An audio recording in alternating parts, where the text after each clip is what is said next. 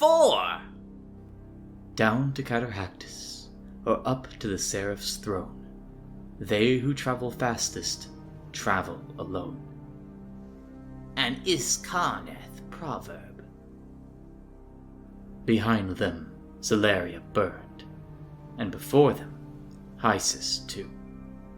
The remnant had meant to forge a lasting peace, and now lay shattered upon the anvil of war. The Library of Galarian had not been Knight Incantor Attica's first battle, not really. The things they witnessed there had brought fleeting memories into sharp focus, yet each was but a page torn from a tome they knew not the name of. They held their duty tight, yet duty was a cold mistress, a fact they remembered well, even though they knew not why. They'd left Horth's Hall behind in the dead of night. Azir's armies knew their business, and needed no guiding hand now that battle had been well and truly joined. They sought those with answers beyond the library's burned volumes, those who had lived before they had, presumably, died. Those who could tell Attica who they had been, if not who they were now. The Wa had come for Islaria and the Tetrarchy which held court there. Attica did not doubt the remnant's tenacity, but they knew there would be no victory. They'd found them alone in the audience of a loathsome creature, racked with delusion and beset by the hallowed dead in retribution for its blasphemy. They'd run the beast through with Sigmarite steel and gathered up the Tetrarchy without a word of protest. The Shimmer Sea churned with the passage of rogue idols beneath their boot, and Attica shed the blue and silver plate of the Tempest Lords lest they be swamped beneath its weight, tossing the armor overboard until naught but their arming robes and their mask impassive remained.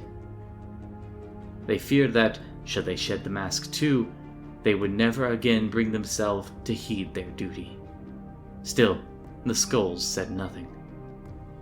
They would make Iscarian in time, but appearing as no more than debris was the saving grace that prevented their discovery.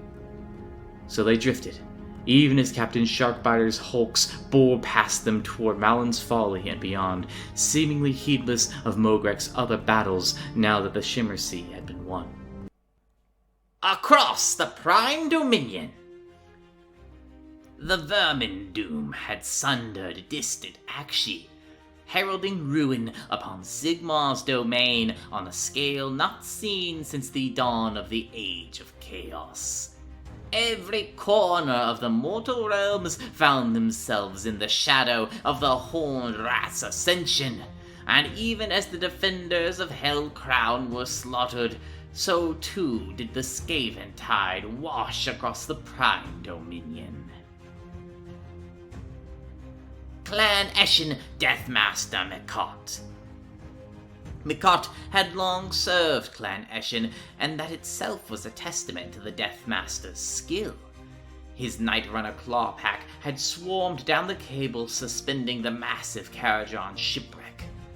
Mikot had seen the type before, of course, but they were rare outside the skyports. The stunty technology was pathetic like that. If they built their boats too big, they'd fall out of the sky. Clan Scryer technology was not so limited. They had been sent to kill a particular Greyseer who had fallen out of line and struck out on their own. Mikot knew all Skaven had grand notions. He'd killed enough of them for theirs, but this one had proven especially odd. Not that it mattered. They'd be dead soon enough, just like all the others. Minutes later, Mikot found himself bruxing in frustration. The Greyseer wasn't here, even as the siege above them shook even this rotting hulk. The Deathmaster hadn't realized his victim was so deluded as to lead from the front. Even as they made to slip away, one of his gutter runner sentries sounded the alarm. They had company. Company, as it turned out, was an exceptionally big and old Uruk, his brutes and odd boys heavy with looted swag, hooting and hollering as they returned their gains to the belly of the Undesired's new stronghold. Mikot drew his weeping blades. Perhaps one of them could tell them where to find his intended kill. Arch-Warlock Skirt Kroll Stormfire! The city things had thought themselves smart to fight them in the tunnels, thus proving how stupid they were. The tree thing elves had proven themselves cunning and fast, but he'd yet to see any outrun a Doomwheel. The singing stunty things were troublesome. They were well acquainted with heat and tunnels, forcing him to use warp grinders to open new arrow slits in the walls, roof, and even floor, through which to bathe the advancing fire slayers in warp fire hot enough to even burn away the golden ghost things that came from out of the walls. The cannibal things were easy to kill by comparison, especially as they gladly charged rattling guns and warp blasters, heedless of their own casualties. Most astoundingly, they did this without anyone forcing them from behind. Stupid, stupid indeed, thought the Arch-Warlock, and signaled for his storm fiends to be unleashed. Master Molder Grat Stinkfinger.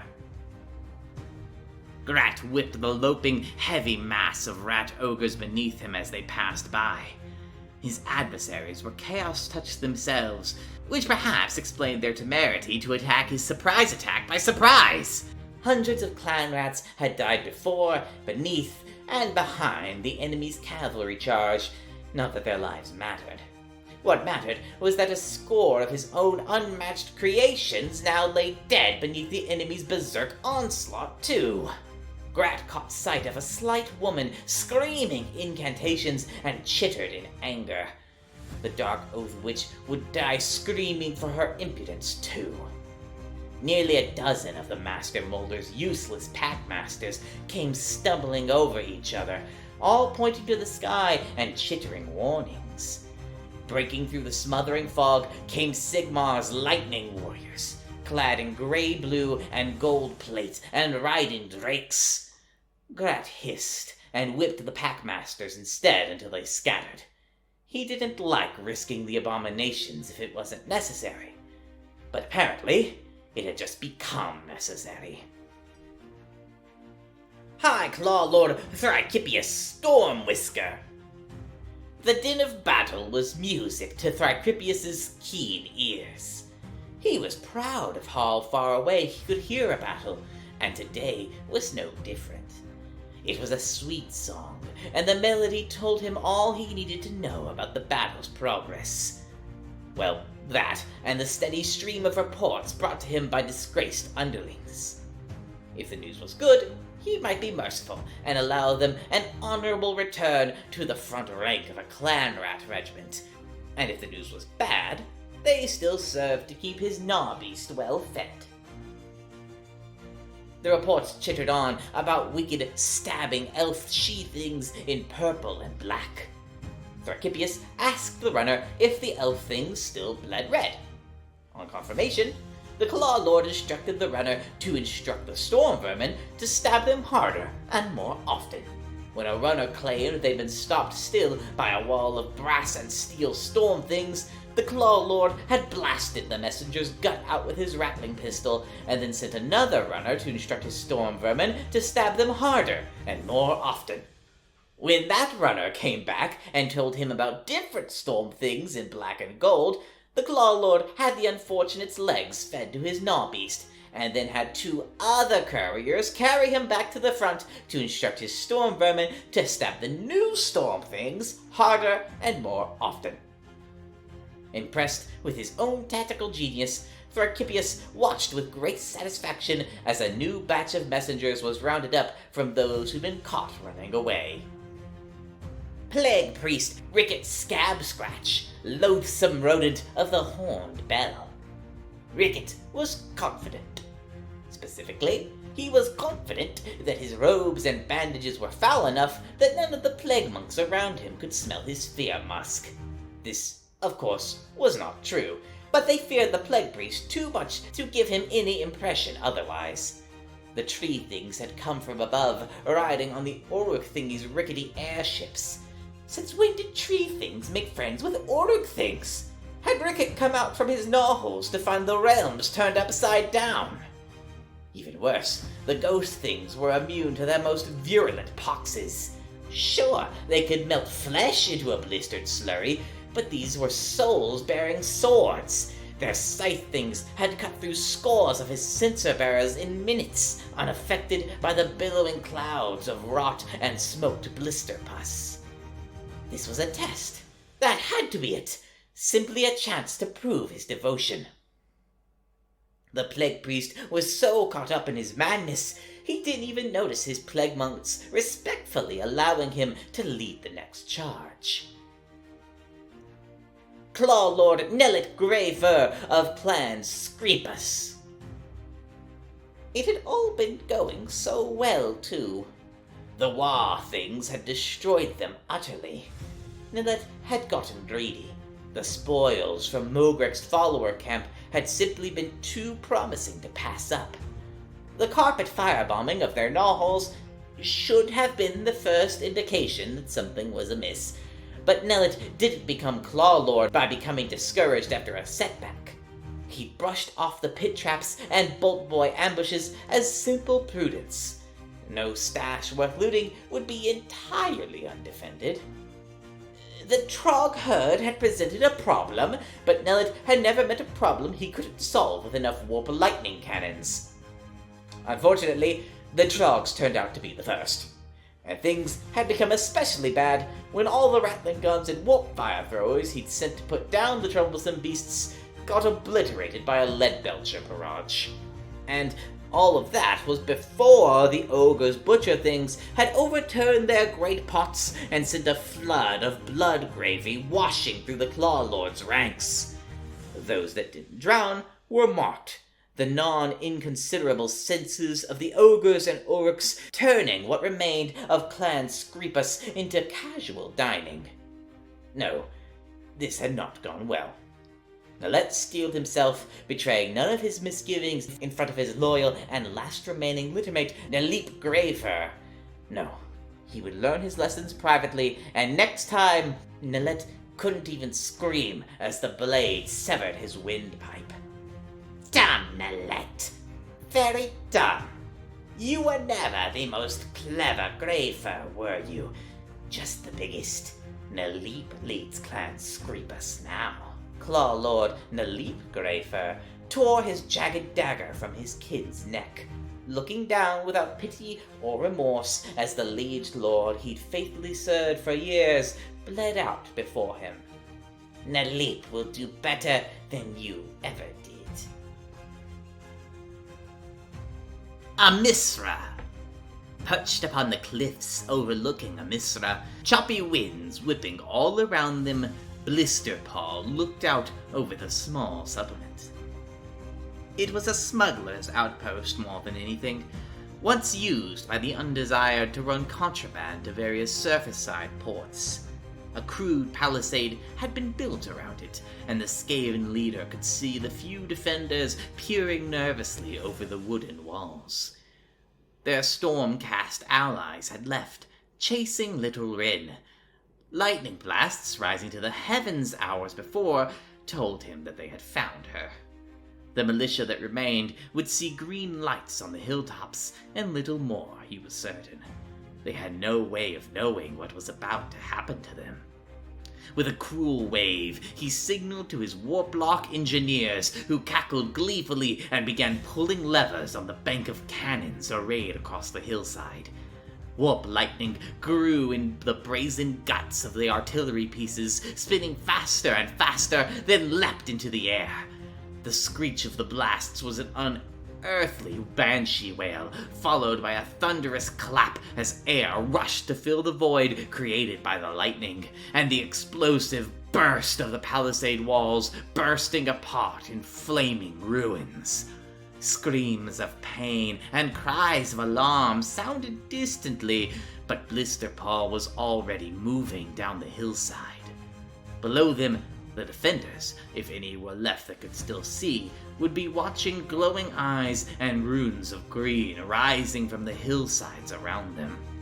Dozens of idols, striding on concert, marched on the burning settlement. There would be no fight. Not a real one, at least. All Blisterpaw had to do was pick over the ruins. Amisra destroyed. Idrael. The last few refugees were hurried through the gates of Selenar City moments before the heavy doors swung shut. For days they had been streaming in from the outlying villages of Idrael, trails of smoke showing the progress of the invaders. Now the Uruks stood only a field's length away. Shadow Splitters and Sea Spears hurled taunts back and forth, showing off the loot each had taken from the ravaged countryside and bragging of the carnage they would wreak on the city. Behind the blustering Uruk lines, a wall of idols stood. Their utter stillness and complete silence was somehow more terrifying when seen against the bellicose horde, poised like an avalanche waiting to break. Upon the walls of the city, Vaska of the Black Rose stood alone. No reinforcement would be coming. No bombard support would be offered. Her black flag snapped in the wind, its solitary rose a flash of color against the sky churning and darkening. The storm would be coming soon, and the Uruks would no doubt be attacking before it broke. She gripped her sword tighter. If this was to be the end, then so be it. Let her shed the last of her blood in defense of the Iskarneth as she had once sworn.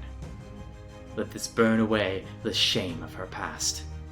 She felt a hand on her shoulder and turned to see a spectral form standing beside her. Its features were a haze, yet the sigil of the Dornyar blazed brightly on its breast.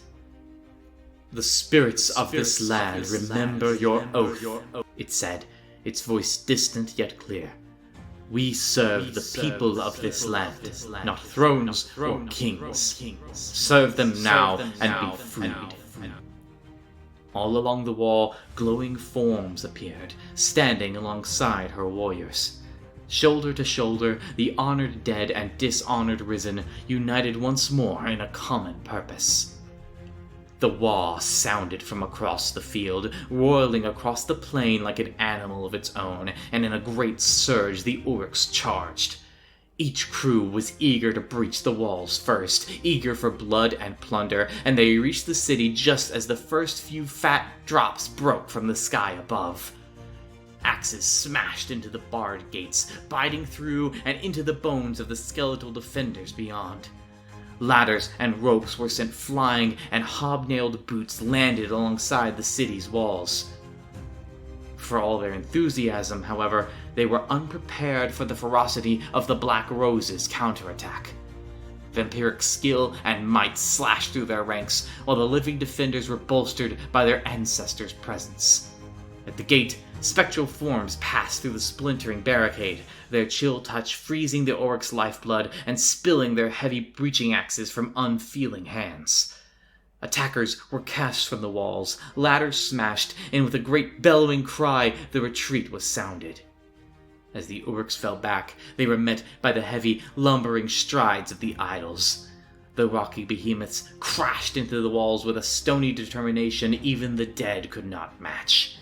The sky, now black, split with a thunderous crack and torrential rain broke loose. From then on, the battlefield became a kaleidoscope of darkness and color. The glowing green eyes and glyphs of the idols loomed from overhead. The faint purple outlines of the Doryaneth spirits, crimson streaks of arcane lightning. A brief flash of lightning illuminated an idol toppling precipitously backwards. A vampiric knight and Iskarneth militia captain clinging to its splintered face. Another flash showed an Uruk's brute Choppa biting clean through a blood knight's torso, cleaving steel and bone with equal savage glee. Amidst it all, a glowing redoubt of purple and gold held around the banner of the Black Rose and Vaska herself, unwavering as the spirit of the land. An hour later, sun washed the plains before Selenar City. The storm had passed. Rain had mixed with the blood of the battlefield and now hung like a haze in the air, evaporating away. The walls of the city were cracked, broken in dozens of places where the idols had simply smashed through. Yet the walls of the people had stood. the spirits were gone, fading away like mist in the sun. The local militia, those that survived, were quietly patching their wounds or searching for the bodies of their comrades. Citizens moved among them, providing water or care. Groups were already organizing to pull the rubble away and start filling makeshift barricades into the holes in the wall. The Black Rose stood apart. The memory of their misdeeds, of siding with Mithridates Alti, would always stay with them. The stories of what they had done, standing alone against the hordes of Ulrichs and idols, would always be remembered by the people of the land. Perhaps that would be redemption enough. Idrael defended. Local defenses heavily damaged. Elisar! Battle raged in the central square of Elisar City, close and desperate. The city's walls had fallen in the days before to an attack they had never seen coming, when tunneling pigs bore through their foundation and attacked the defenders from within. Goblin sappers had done the rest of the work, bringing the structures crashing to ground with thunderous aplomb. Dire wolves prowled among the ruins, dragging down those too slow or injured to escape, before herding the pigs deeper into the city's streets. From that point on, it had become a chaotic business of close-quarter fighting, street by street, house by house. It was a fight that favored the brutal force of the orcs. Only the disciplined leadership of Azarora of the Storm's Howl, striking at the invaders like a mirage before fading away once more, had kept it from becoming a rout. Instead, they fell back, step by step, to the square. There, back to back, there was nothing left to do but hold. Iskarnath's shield walls held each of the avenues into the square, their layered defenses and long pikes at last able to be brought to some semblance of order. Riflemen leaned out of the surrounding buildings, firing into the horde below, though the reports of their guns were growing rarer. What ammunition they had left had to be preserved, as firing into the horde achieved little. It was zombies that assaulted the walls now, raised up by Katras Khan from the slain defenders at the walls. A fresh horror for the Iskarnath defenders, forced to kill their fallen comrades or watch them impale themselves on the long spikes, dragging them to the ground and opening gaps in the shield wall. At the center of the square, Koyo, Leith, and Asavash worked furiously, weaving prayer and arcane power together in a blistering array of power. It was no small feat they were attempting, and each could feel the mystic fires they wove fighting against the binding. If they strayed, if a hand so much as slipped, it would consume them all in an eternal conflagration without escape. Yet their minds did not stray, and their hands did not slip. Golden fire rose between them, first in a blaze, then in a torrent, rising in a whirling column high above the city. A cry resounded from within, and the elemental fire split forth into a pair of great blazing wings, spreading across the battlefield. A great phoenix, golden red, rose from the column and circled above, raining burning sparks across the battered streets. Where each golden spark fell, the spirits of the fallen arose, shining in golden light and bearing a gleaming arcane spear. Where the sparks fell red and angry, they burned through zombies and Ulrichs alike. The zombie horde shuddered to a stop, then collapsed, the anguished spirits animating them restored in the phoenix golden light. With a final cry, the great phoenix spread its wings and launched itself across the sky, off to awaken the dormant phoenix temples across the Prime Dominion. Flanked by a golden honor guard of Phoenix Temple spirits, Leith and Asavash charged through the rallying defenders and into the ranks of the Ulrichs. Suddenly bereft of their allies and under assault from the sky and the ground, panic swept through the wall's masses. Ulrichs turned and fled, but the mass of their charge that had carried them through the earlier fighting had become an anchor. Too many to flee at once through the narrow streets, many were cut down as they tried to push their way back. Koyo watched the assault from the town center, exhausted from the ritual. The Iskarnath and their allies pushed the horde back down each of the major roadways, expanding outwards from their holding ground, growing farther and farther apart by the moment. Koyo frowned a half-second before a monstrous hand burst from the ground, wrapping around her and throwing her bone-breakingly hard into a cracked stone fountain. From out of the earth, a monstrosity pulled itself forth. Swollen flesh wrapped around blackened steel, the ghoul queen Silenor, doom of Silmare, tore free of the earth and roared into the heavens. At the center of her chest, where Knight Arcanum Attica's blade had pierced her through, a roaring furnace of Akshi's fire had been set. Chug-wrought columns belched black smoke from her back, and her feral roar was joined by the screeching of superheated metals. Behind her, emerging from the tunnels bored beneath the city by Durlog's hogs, came the Screaming Court and Azoth Realm Gorcher. A burning Templar, still charged by the Phoenix touch, fired a bolt of golden fire into the monstrous Ghoul Queen, but it splashed across the blackened steel and was absorbed into the fires of Akshi. A high-pitched shrieking that might have been a laugh came from the massive monstrosity, and with an almost contemptuous sweep of her claw, she carved the Templar into bloody pieces. Rumbling to motion with fire and smoke, the ghouls and ogres charged towards the backs of the pushing defender lines. Kido Takara stood on the hills overlooking the city, watching the monstrous creatures pull themselves from the earth. She had sent a message to the capital asking for bombard support, but whatever was happening there was making communication difficult, and no idols had appeared at the battle for them to hone in on. Her exiled blades had ambushed a group of Skaven trying to move a warp lightning cannon into position to fire down on the defenders, and in a flash she was struck by an idea. With a quick word, her soldiers hauled on the long barrel of the cannon, turning it to face in the direction of the emerging Chug Horde. The aim would not be precise, but she figured that hardly mattered with Skaven engineering. Offering a quick prayer and knowing the damage she would cause if this went wrong, she raised the Glimmerstone and yelled, "Fire where the lightning strikes!" and then kicked the firing lever. A blast of warp lightning shot forth, blasting into a building beside the charging ghouls and ogres, showering them with debris, but little else. A long moment passed, and Kido wondered whether the message had made it through, or if there was anyone left to even hear it.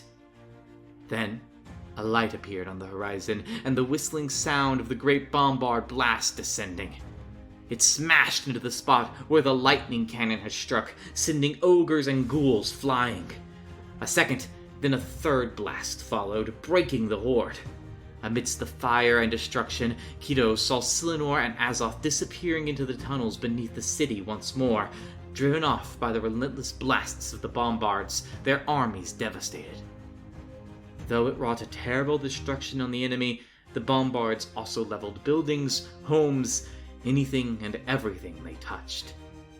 The people of Elazar, deep in the hidden mines beneath her feet, would be safe for now, but in destroying the invaders, the city had been left in ruins.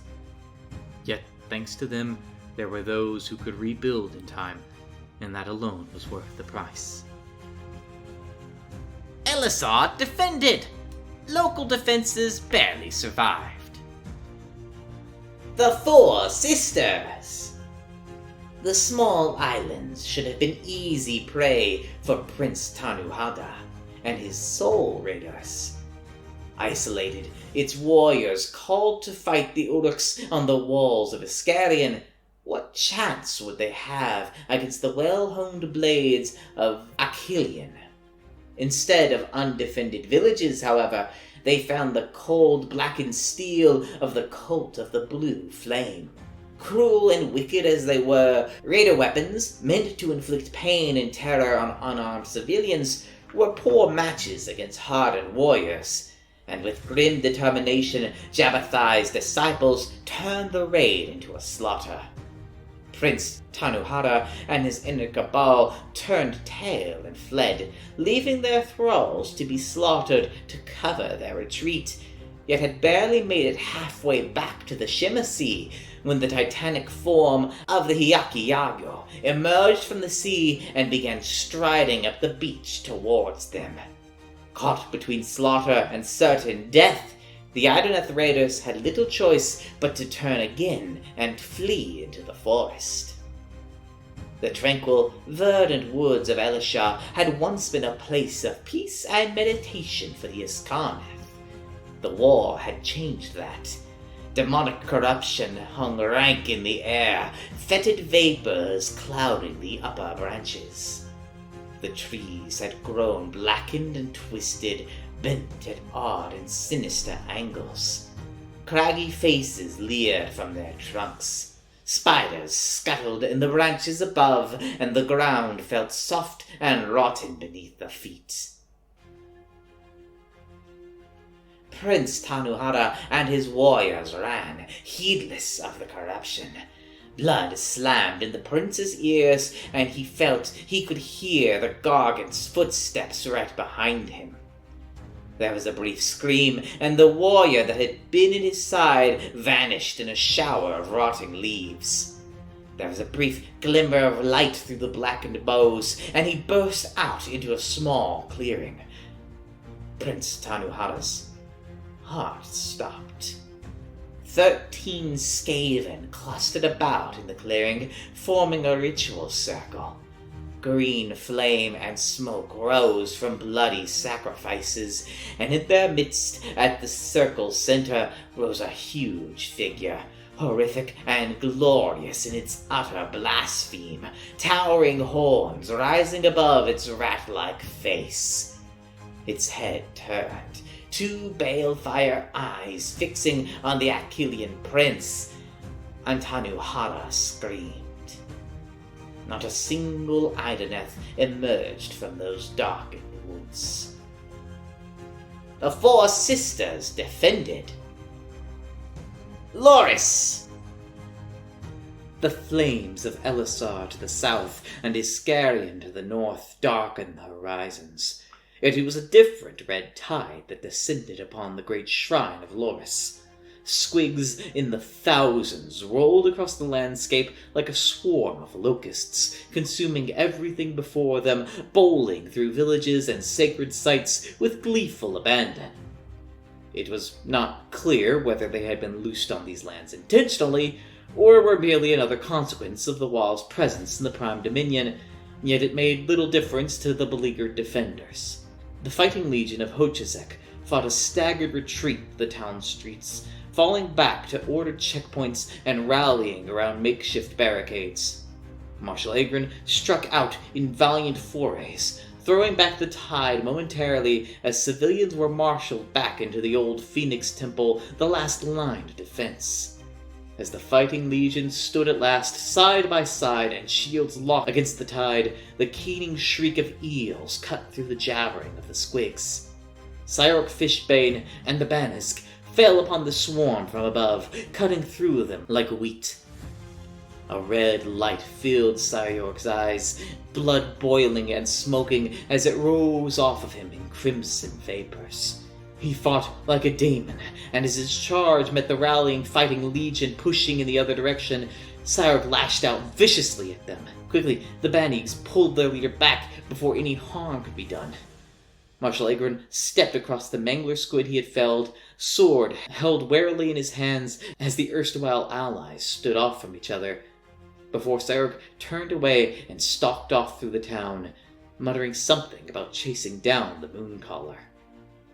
The bodies of squigs and defenders littered the streets, but the people had been saved, the stampede destroyed, and Loris saved. Loris defended. The Dawn Palace. At the heart of the Dawn Palace, Dariel stared at the war map, his brows furrowed in concentration. A chiming sound broke his reverie, and he looked across at the glimmer pool, its magical scrying surface a calm silvery sheen. The rune, softly glowing at its side, indicated that Caridius was trying to communicate with him. Dariel frowned. Critias was only a few floors below him, attending to the bombards. He would not expend the magics of the Glimmer Pool without great need. He waved a hand over the arcane relic. "Dariel," Critias said, his form appearing in the pool. "It's Mogek. It's seen..." The quicksilver bubbled and churned erratically. The voice coming from the pool clipped. Green bands washed over the image. Then, with a lurch, it fell silent and still once more. Dariel looked out the nearby window, but hardly needed to confirm what he already knew. This much Wa magic building up could only mean one thing. The Horde had arrived. The siege of Iscarian had begun. The elusive city of Iscarian bore scars upon its shining visage. Some, older, remnants of Alti's assault at the climax of the last war, had been hidden away, built upon, but were still there with those with the eyes to see. Atop them were newer wounds, barely beginning to heal as hasty reconstruction efforts patched holes and cleared ruins, left behind in the wake of the near annihilation of the Mooncaller's night raid. Today would see old scars reopened alongside new lacerations. The night raid had only been the precursor. Today, the war came to Iscarian in earnest. Dariel coordinated the effort from his tower, a frenzy of aides and messengers swarming at his word, the might of the Exfratensis mercenary company bolstering his guard. Renea had her own battles to fight elsewhere in the Dominion. It would be outsiders who led this defense. Despite the proximity of the great rent-in reality left by the Bad Moon, Iscarian had been largely spared from the Skaven assault, the rats preferring to venture after easier targets. This also meant that nothing stood between the Wa and the city's walls, except for one commander and his assembled lieutenants. Karang San would not cower behind city walls like a frightened pup. He was a warrior, and he would meet the foe's charge head-on.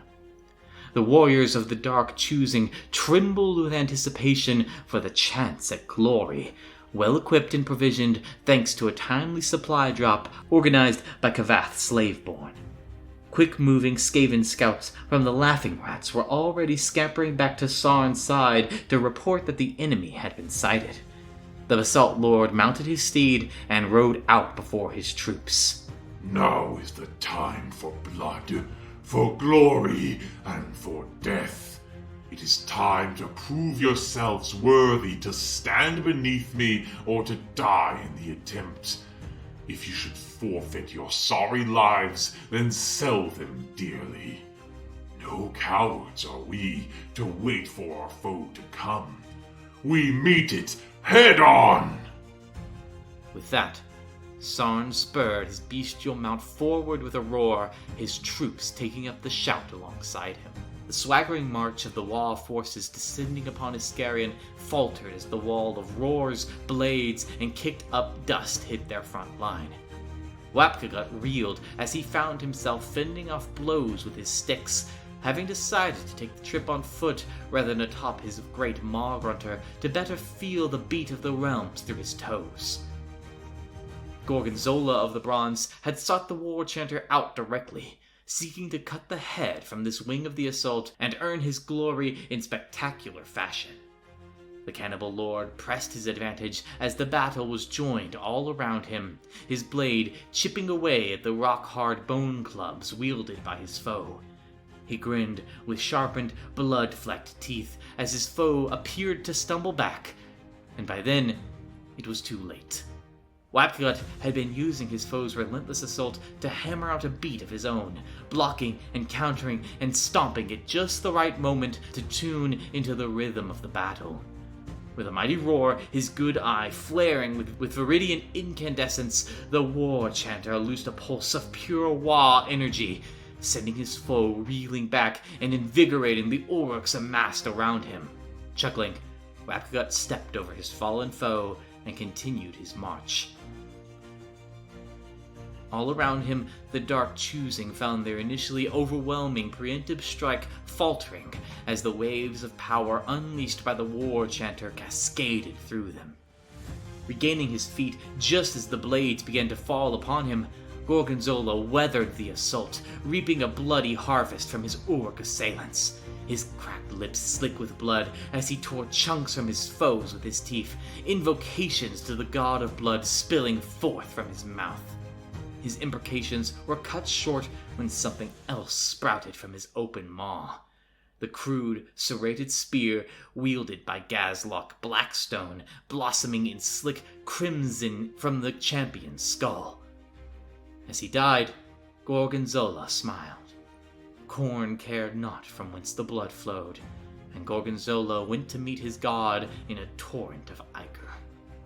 Blackstone rinsed his spear free and spurred his gnash-toothed Darkmaw on. They had almost breached the Dark Choosing's lines now, and the walls of the elusive city were in sight. Sarn's forces were not done bloodying the wall's nose yet, however.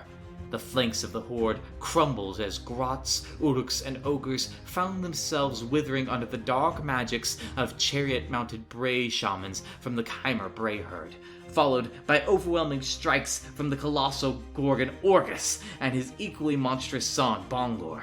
Separated by the fastness of the horde, Orgus nevertheless felt a sudden stabbing as, on the battle's opposite flank, Bongor fell screaming beneath the wheels of an enormous lashed-together siege engine.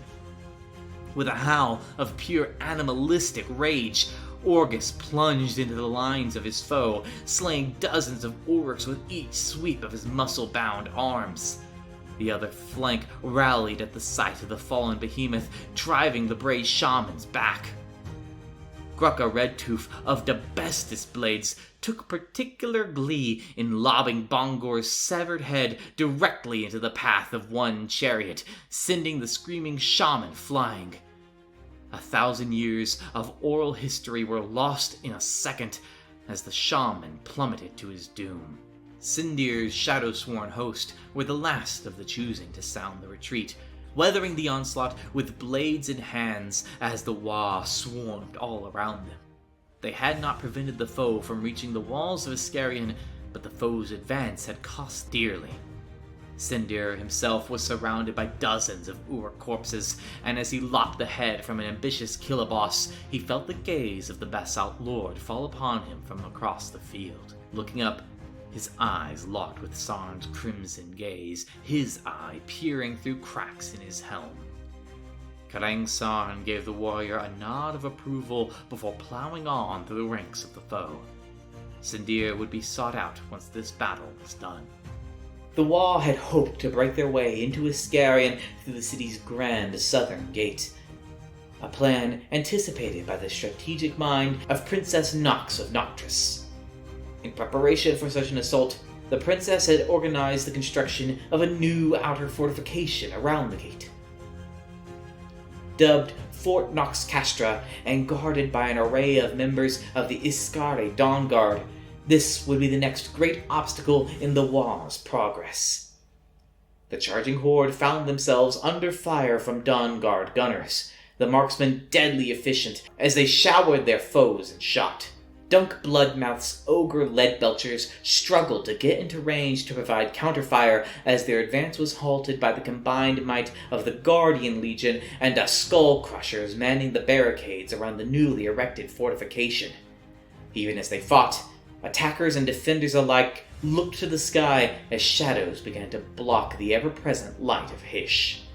Flying high above the battlefield and led by the iridescent form of the Mooncaller came the remaining ghost ships from the previous raid on Iscarian. Alongside them came Gajak the Savage, the great winged bloodthirster, light glinting angrily from his enormous weaponry. The skies would not be uncontested, however. From behind the high walls of Iscarian, a behemoth rose. The colossal skyship dubbed the Dread Nautilus broke from its moorings. The ground crew, a mix of Skaven and denizens of the Lux Umbra, scattered as scaffoldings came crashing down all about them. The ship's newly painted hull shone in the incandescence of the Dominion's sky, marked with its name and the gray spiral of the Undesired. Much of the crew was made up of the former pirates of Lux Umbra, their own ships lost to the advance of the Wa in the lands below. The ship itself had been built from scrapped wrecks from the Shimmer Sea conflict, while the captain's cabin was furnished with the salvage remains of the ruined miscellaneum. The engines groaned in protest as Slicked Fang's packmasters spurred the wolf rats, powering the warp generators to run faster in their enormous bronze wheels. Standing at the fore of the ship, warpstone-tipped staff in hand, was Grey Seer Lickspit, the zealous Deathmaster Ghostface at their side. With a wave of their hand, Lickspit signaled the bristling weaponry across the deck and hull of the ship, brought around at the enemy. The motley assortment of weapons crewed by Scryer Skaven under Ghostface's hire, alongside piratical gunners and ogre scrappers, rocked the ship with recoil as they belched forth a volley of iron, warp lightning, and warpstone bullets. In an instant, Gajak's right wing was shredded, riddled with warpstone bullets from a hole-mounted rattling warp blaster aboard the dread Nautilus. With a howl, the demon plunged from the air, crashing down upon Iscarion's high wall. With some effort, he rose, tearing the useless wing from his flesh and hurtling it at the scrabbling defenders around him before bringing his weapons about in a dervish of blood and iron.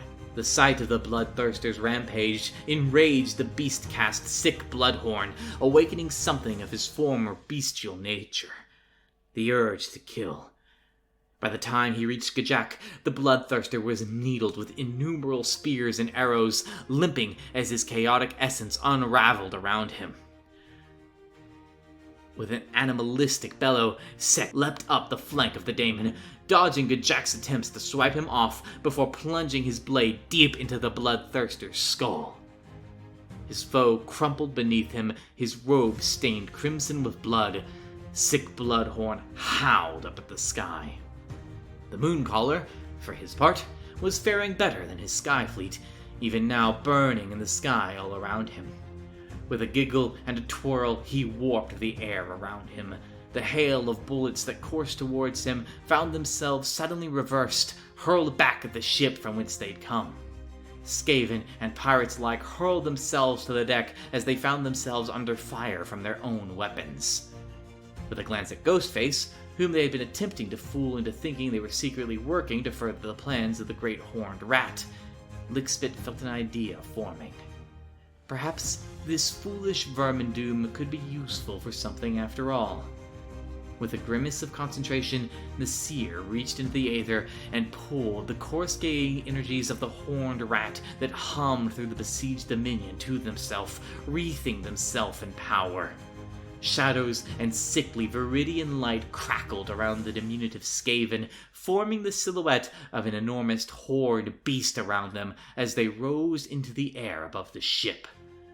With a wave of their hand, Lickspit unleashed a torrent of energy that tore a sickly rent into the very fabric of the air between themselves and the Mooncaller. With a yelp, the once Grot was pulled into the rent, his chitinous flesh subsumed by a furry mass of waiting vermin. Hungry fangs tore into his hardened flesh from all angles as the Mooncaller fought to free himself. Then, with a great effort, he forced himself back into reality above his foe. The two sorcerers danced through the burning sky like avatars of their respective gods. One loved and the other loathed. Below, on the still-wheeling dread Nautilus, Skaven gazed up reverently at the apparent avatar of their fell god. Even Slicket Fang, who had been scheming Lickspit's demise, couldn't help but feel a pang of zealotry in his black heart. Somewhere below, in a forgotten corner of Iscarion, something awoke. The great surge of Wa energy had lit a spark in the almost dead Caritha, once known as the Destruction Lord. The woman had persisted since being left for dead during the Mooncaller's night raid on Malice alone, and that hatred blossomed into something truly horrifying now. A swirling maelstrom of Wa energy burst into life around the woman, tearing at the city around her. The screaming phantasm caught the attention of Vathan, the Wa Mother, who had been leading her Finkers to join the battle proper after helping with the launch of the dread Nautilus. With a shout, she motioned her boys towards the maelstrom that was tearing into buildings and defenders alike. As she closed on the anomaly, it began to resolve itself into something new and uncanny. A great green figure with the hideous face of a Gorgrunta was forming from the cascading energies. Blade raised, Vathan rushed the creature that had once been Coritha as it attempted to solidify itself. Colossal fists battered the ground, Vathan barely dodging in time to grab onto one just as it lifted back up. The sorceress' skin burned like an accusation as Vathan clung on. Coritha attempted to shake her assailant off, but Vathan waited for just the right moment to launch herself, using the momentum of the creature's wild flailing to hurl herself at the thing's heart and the near corpse of the woman at its center. Her blade pierced, finding the heart within the heart, and Coritha screamed her final scream, the energies around her pouring into her killer. Vathan howled in pain as she was thrown back, an intricate lattice of new scars sprouting upon her skin where the sorceress' power had coruscated across her. The Dawn Palace! The war room was alive with frantic motion. Messengers running in and out, shouted commands echoing from the domed roof, and Dariel at its center directing the frenzy of motion. Amidst it all, he saw from the corner of his eye as Caridius, breathing heavily, pushed his way into the chamber. Mogric! The Duke said, grasping at the air to catch his breath. He's not here! Iskarion. As chaos reigned in the sky above the city itself, all eyes were turned away from the back line of the battle. This was the perfect moment for the armies of Azir to launch their own desperate plan. From the sky, a rain of medalists descended upon the unsuspecting foe under the command of Pyrothurge Gaharian. Dragons swirled through the air around them, protecting them from counterattack. Among the Draconic defenders was Pertinax, scion of Baron Krog, elated to fight alongside his draconic kin for the first time. The medalists hit the wall like a celestial rain, each slaying scores of foes. From atop the fallen medalists, the might of Azir rumbled forth like thunder. The Astral Templars, under the command of Quester Prime Salvestra Beaststalker, charged into the disarray of the reeling foe, supported by the mercenaries of the Gleaming Host. Though some fell, bursting into lightning as they went, for each lost Templar, 10 times that number of orcs were put to the sword. Within the faltering rabble, one figure stood firm. Markella Virkros called forth necromantic energies as the Stormcast closed upon her position, her own troops of zombies and skeletons suddenly bolstered by the reanimated corpses of the orcs felled by the Astral Templars. Salvestra suddenly found herself utterly surrounded by corpse monsters. All around her, her stalwart warriors burst into lightning, and she herself was being rapidly overwhelmed by the sudden onslaught. When she fell, it was with a prayer to Sigmar upon her lips, and that prayer seemed to find its answer in a new arrival. A lone figure in robes and mask impassive trudged towards the back line. Wordlessly, they raised the bundle in their arms, 4 skulls emerging from the cloth and hovering, eyes glowing with violet energy. They formed a diamond about their former bearer, who raised a hand that crackled with azure lightning. They twisted their hand into an arcane sign, sending the magic coruscating between the 4 floating skulls of the Tetrarchy, whose jaws clattered open in unison, emitting a dirge amplified by the power of their Stormcast ally. As one, the dead who had just been bearing down upon the remaining Astral Templars turned, their eyes fixed upon the wall and their blades raised. As Attica watched their new undead army march upon the lines of Uruks and towards Iskarion, They felt a pounding in their skull and the horrible feeling that they were walking across their own grave. They suppressed a shudder and resumed their march, relieving the embattled Astral Templars as they went. At the battle's fore, the assault faltered as the waves of the Tetrarchy's dirge washed over the attackers. They felt their spines freeze with unnatural fear, compelled to turn and run. From behind Fort Nox Castra, emboldened by the call of their patrons, the forces of the remnant sallied forth triumphantly, plowing into the ogres of the Cold-Cut tribe who had just arrived to aid Dunk Bloodmouth in his assault on the fort. They had only just succeeded in breaking down Nox Castra's gates when they found themselves suddenly swarmed by the armies of Oldstone, the Night Haunt hitting the embattled ogres like a tidal wave of spectral blades. Beyond them, the skeletal warriors of Amarnia's expeditionary forces clattered as they charged the fleeing orc lines, while the vampiric grey-blood host unleashed swarms of fell bats and direwolves to hunt the foe. The siege had been broken before it had truly begun, and the Wa retreated in panic. The dust had barely settled, the survivors barely let out a sigh of relief, when the parting gift of the Wa was revealed. With a thunderous roar, the Gnaw Bomb exploded in the Palace of Dawn. Green fire blew out windows and cracked the foundations of the ancient building, and with a horrendous sound of wrenching metal, 2 of the 3 bombards broke loose from their moorings and toppled calamitously to the ground. Despite it all, the Dawn City still stood, but its guns had been silenced. Iskarnath Alliance victory! The Dawn Palace. Seraph Dariel beheld what was left of his garden. It had been weeks since he'd last worked the soil. Some plants had grown wild or lay heavy with rotting fruit, while others had withered without care. And everywhere, weeds, pests, and parasites from across the realms had taken hold. The metaphor and its irony were not lost on the Seraph.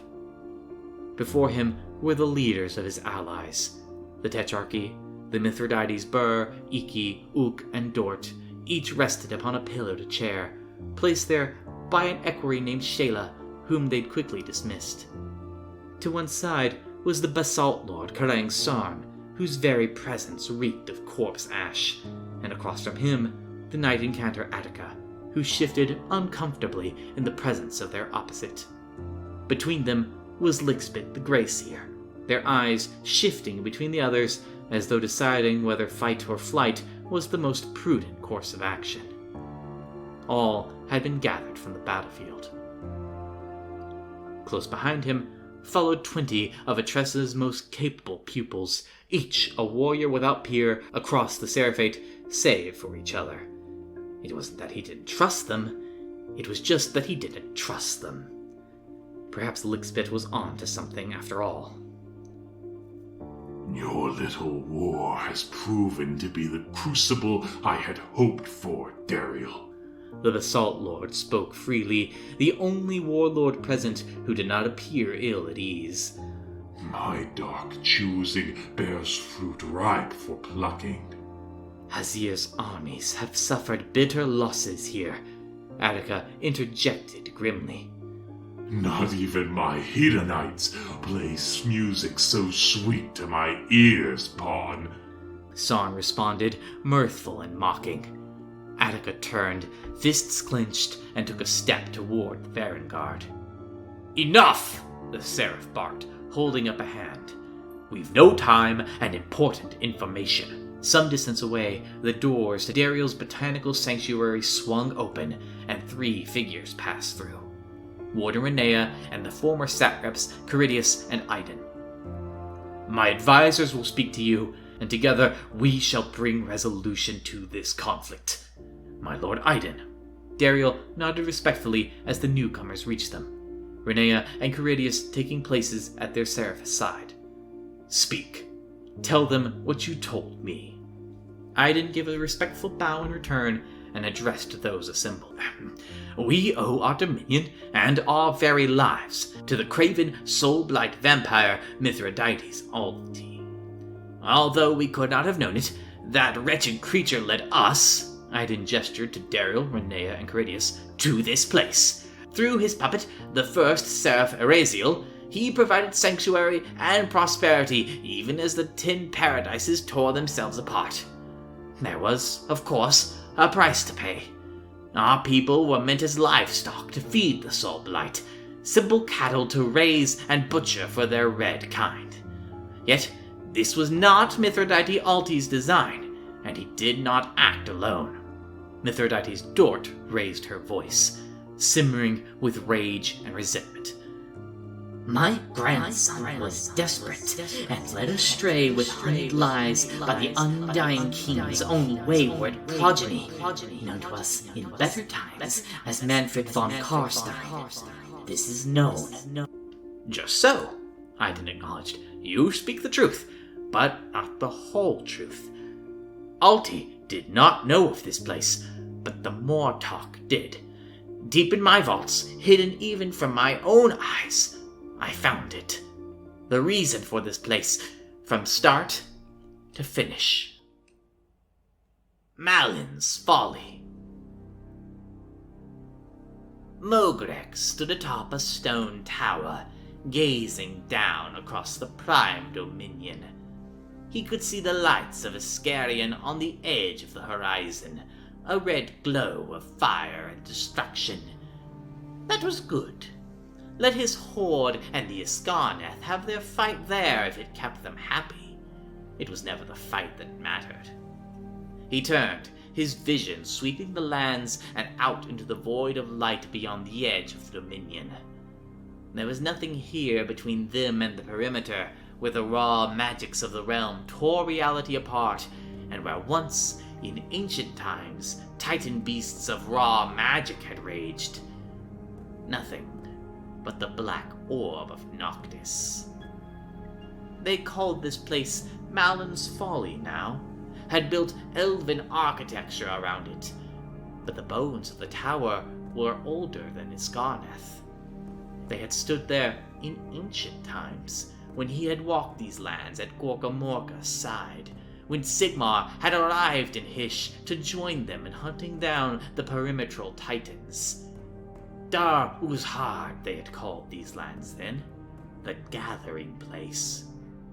If the tower had a proper name, he did not know it, but the prism that stood atop it had not changed.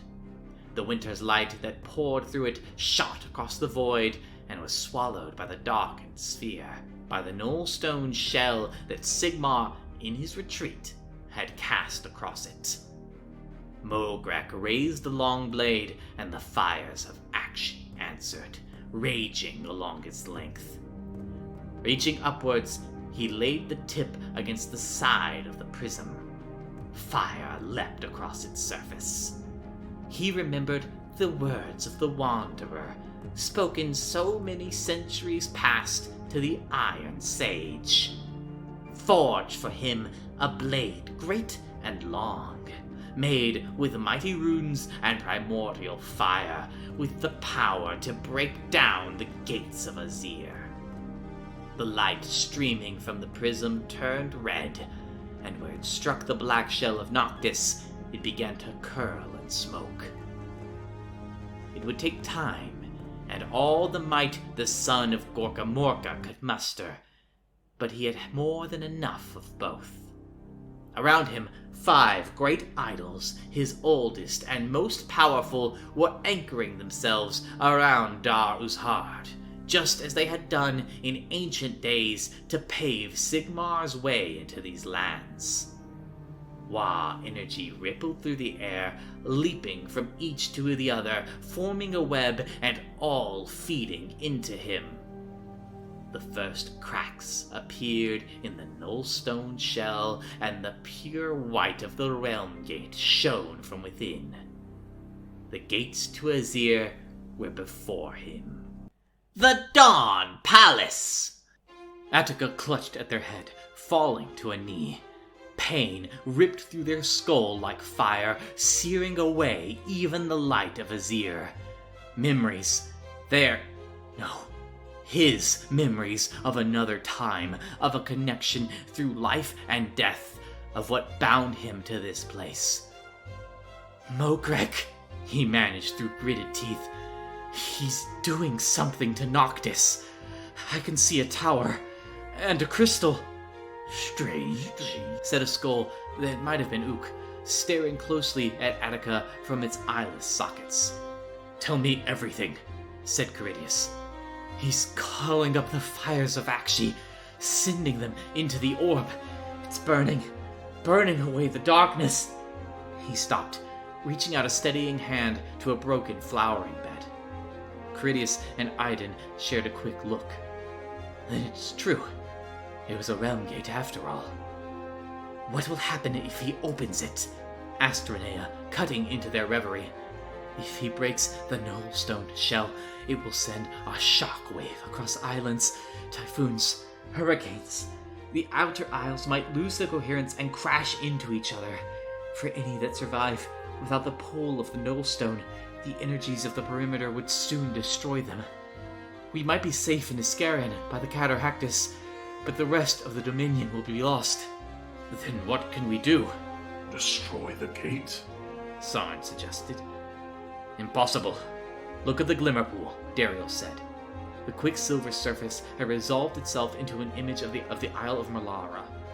5 huge idols had anchored themselves around the island, and a conduit of power ran between them and the tower. Then we destroy the idols first. How many bombards are functional? 1, and barely. Too many shots, and it will shake loose from its foundation. We'll have to do it the old-fashioned way, then, Renea broke in. 5 teams, 1 attacking each of the idols.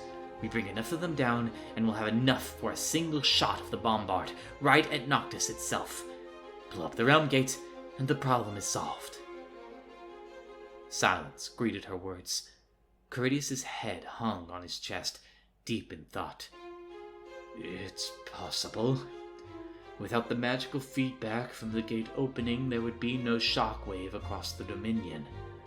We'd still have to deal with the long-term loss of the Nullstone shield, but we'd still be alive, Renea finished. We'd have a fighting chance. I can open a null hole. Get us all there quickly, Lixbit said. All eyes turned to Dariel. The Seraph thought to himself, quiet and still, then nodded. Do it.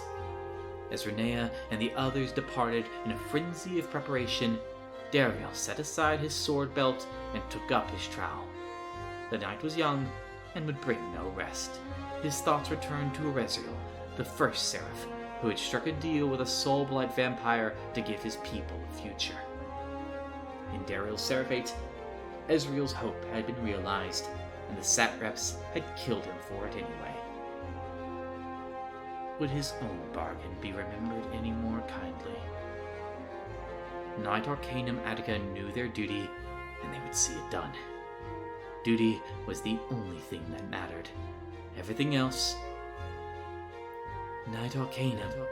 The words, spoken by a soul without a mouth to form the words.